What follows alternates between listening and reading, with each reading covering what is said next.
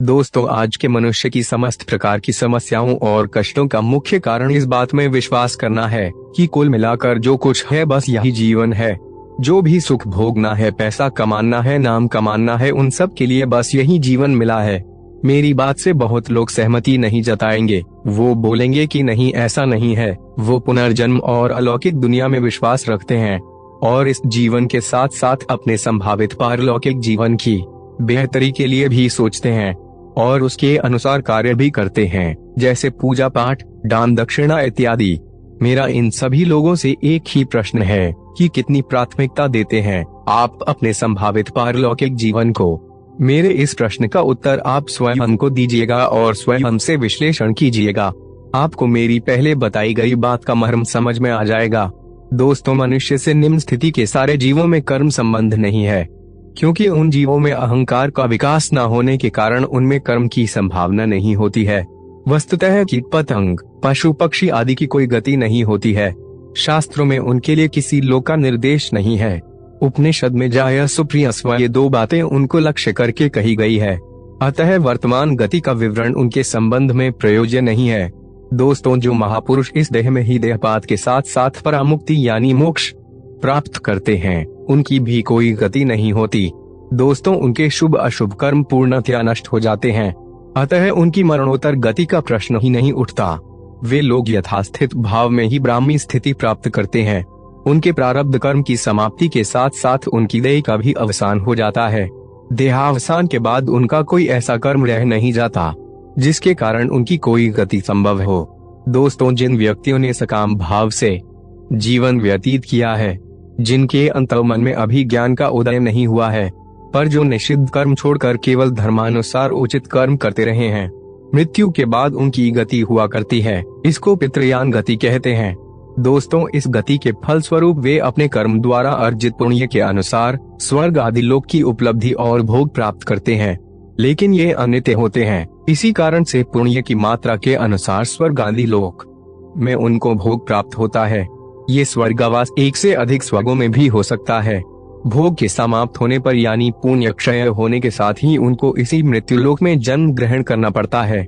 दोस्तों, स्वर्ग से वापस आए जीव साधारणतः अच्छे वंश और अच्छे परिवार में ही जन्म ग्रहण करते हैं। यह जन्म ग्रहण उन जीवों के शेष कर्म द्वारा हुआ करता है। जैसे पानी से भरे हुए बर्तन से पानी गिरा देने पर भी उस खाली बर्तन में पानी का कुछ अंश बचा रह जाता है, ठीक उसी प्रकार से स्वर्ग भोग के द्वारा क्षीण हो जाने पर भी जो कुछ पुण्य कर्म बचा रह जाता है, उसी के फल से दोबारा वापसी होती है और मनुष्य देह में जन्म होता है। दोस्तों, पापी के संबंध में भी कुछ इसी तरह की बात कही गई है। पापी भी धूमार्ग के रास्ते से ही किंतु बहुत कष्ट भोगते हुए नरक जाता है। नरक में उसको कई तरह की भीषण कष्टप्रद यंत्रणा भोगनी पड़ती है। स्वाभाविक देह से इस प्रकार की कठिन यंत्रणाओं का भोग संभव नहीं है। इसी कारण से वहाँ उस जीवात्मा को एक विशेष प्रकार की यातना देह मिलती है और इसी यातना देह के साथ ही उस जीवात्मा को उस नरक में प्रवेश करना पड़ता है। दोस्तों, काफी लंबे समय तक कई प्रकार की यंत्रणा भोगने के बाद जीवात्मा उस यातना देह को छोड़कर नरक से वापस लौटता है। ऐसी जीवात्माओं में बहुत से पशु पक्षी की देह धारण करते हैं। दोस्तों, बहुत सी जीवात्माएं जो मनुष्य देह धारण करती हैं, उनके शरीर में कई प्रकार के नरक भोग के चिन्ह वर्तमान हो सकते हैं। किसी किसी क्षेत्र में कठिन रोग लेकर देह धारण करना पड़ता है। कभी कभी ये सारे व्यतिक्रम एक से अधिक जन्मों में भी संघटित हो सकते हैं। दोस्तों, स्वर्ग की प्राप्ति या नरक में पतन दोनों हमारे कर्म के अनुसार निश्चित होते हैं, लेकिन इन दोनों गतियों के फल से पुनरावर्तन निश्चित रूप से होता है। दोस्तों, साधारण परिस्थितियों में कोई सामान्य व्यक्ति अपने जीवन में अच्छे और बुरे दोनों प्रकार के कार्य करता है।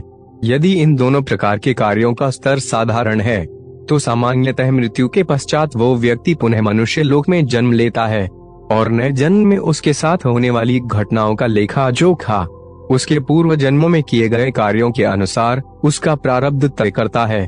लेकिन अगर कोई व्यक्ति अपने वर्तमान जन्म में कोई असाधारण अच्छे या बुरे कर्म करता है, तो उसके दोबारा मनुष्य जन्म में आने की संभावना कम होती है।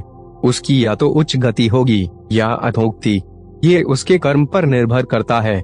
दोस्तों, इसी आधार पर ये लोक कहावत है कि जब कोई व्यक्ति बुरे कामों और लोगों को सताने की अति कर देता है, तो लोग कहना शुरू कर देते हैं कि अब उसके पापों का घड़ा भर चुका है, अर्थात अब अगर वो जीवात्मा शरीर छोड़ेगा तो सीधा नरक जाएगा और मनुष्य लोक में अपने पापों को भोगने के पश्चात ही आ पाएगा। दोस्तों, यहाँ पर जिन स्वर्गों का जिक्र किया गया है वे निम्न स्तर के स्वर्ग हैं। वो सकाम कर्म के फल स्वरूप प्राप्त होते हैं। इन निम्न स्वर्गों से ऊपर उच्च कोटि का ऊर्ध्व स्वर्ग भी है, लेकिन वो ज्ञानहीन पुण्य कर्म के फल से प्राप्त नहीं हो सकता। निम्न कोटि के जितने भी स्वर्ग हैं वो काम्य कर्म के फल के भोग स्थान हैं। वहाँ भोगोपयोगी सारी वस्तुएं इच्छा मात्र से प्राप्त होती हैं, किसी से मांगना नहीं पड़ता। अनुकूल अप्सरा अमृत रूपये, कई प्रकार के स्वादिष्ट फल व्यंजन, सुंदर और नेत्रों को मोह लेने वाले दृश्य, दिव्य सुगंध, दिव्य सरोवर आदि कई प्रकार की भोग्य वस्तुएं सब वहाँ सहज ही प्राप्त होती हैं। यह स्वर्ग भोग का स्थान है। भोग समाप्त होने पर पतन अवश्य भावी है। दोस्तों, इस निम्न से निम्नतर स्तर के स्वर्ग भी बहुत सारे हैं। निम्न स्वर्ग के अधिष्ठाता इंद्र देवता हैं, लेकिन उच्च कोटि का उद्भव स्वर्ग इंद्र के अधीन नहीं है। मेहरलोक, सत्यलोक, तपोलोक उसी के अवांतर विभाग हैं। ज्ञान और कर्म का समुच्चय हुए बिना उनकी प्राप्ति संभव नहीं। योग शक्ति और ज्ञान के क्रम विकास के अनुसार अत्युच्च ऊर्ध्वतम स्वर्ग की प्राप्ति होती है, लेकिन ये सब पितृयान गति से संभव नहीं होता है। दोस्तों, अब बात करते हैं देवयान मार्ग की। वैसे पितृयान मार्ग में शुभ और अशुभ दोनों प्रकार के कर्मों की गति होती है। कुछ दूर तक एक ही पथ से गति होती है, उसके बाद रास्ते अलग अलग हो जाते हैं। देवयान मार्ग से जो गति होती है वो शुक्ल गति होती है। दोस्तों, ज्ञानहीन कर्म और कर्महीन ज्ञान से इस गति की प्राप्ति संभव नहीं, क्योंकि ज्ञानहीन कर्म स्वर्ग और नरक की ओर आकर्षण करता है। जीवात्मा एक तरह से इनके गुरुत्व क्षेत्र में प्रवेश करता है और कर्महीन ज्ञान बिल्कुल ही गतिशून्य होता है। अतः निश्चित रूप से देवयान गति के लिए ज्ञान और कर्म का समुच्चय आवश्यक है।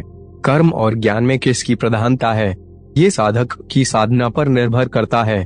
दोस्तों, इस समुच्चय में कर्म की मात्रा अधिक रहने पर रास्ते में प्रत्येक स्टेशन पर उतरना पड़ता है और वहाँ का भोग पूरा करना पड़ता है, लेकिन ज्ञान का अंश अधिक रहने पर ऐसा नहीं होता है।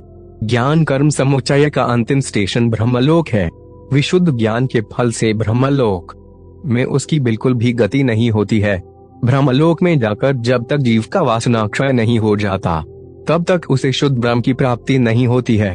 ब्रह्मलोक में जीव जीवन मुक्त दशा में रहता है। दोस्तों, ये सारे जीवन मुक्त हिरण्यगर्भ से संबंधित है। ऐसे में हिरण्यगर्भ को समझना अति आवश्यक है। वेदों में कई जगह पर हिरण्यगर्भ का जिक्र हुआ है, लेकिन कई लोगों को इसका वास्तविक अर्थ पता नहीं होता। पर ब्रह्म परमात्मा निराकार है, अनंत है, असीम है, किंतु जब भी वो कोई रूप ग्रहण करते हैं तो सर्वप्रथम वो जो रूप धारण करते हैं उसे हिरण्यगर्भ कहते हैं।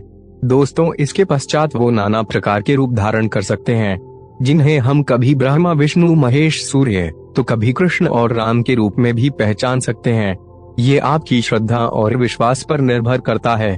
दोस्तों, जो लोग ब्रह्मलोक में निम्न अधिकार लेकर प्रविष्ट होते हैं वे हिरण्यगर्भ के सालोक्य को प्राप्त करते हैं। जो उच्चतर अधिकारी हैं वो सारूप्य की प्राप्ति करते हैं और जो उच्चतम अधिकारी हैं वे साष्टी और सामीप्य को प्राप्त करके चरम अवस्था में सायोज्य को प्राप्त होते हैं। दोस्तों, इस लौकिक दुनिया से परे जो अलौकिक दुनिया है उसका कार्य व्यापार भी कर्म के आधार पर ही चल रहा है। अतः कर्म की महत्ता सर्वोपरि है। गीता में भगवान कृष्ण ने भी यही कहा था। उस समय कृष्ण ने अर्जुन से कहा था कि तेरे भी अनंत जन्म हो चुके हैं और मैं भी अनंत जन्म ले चुका हूँ।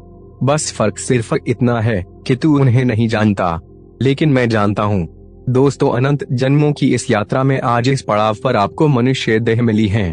तो जब आप नितांत अकेले हों तो अपने आप से एक सवाल जरूर पूछिएगा कि क्या ये उचित समय नहीं है अपने आप को बदलने का और अध्यात्म की ओर बढ़कर मोक्ष यानी जीवन मरण चक्र से स्वतंत्र होने का।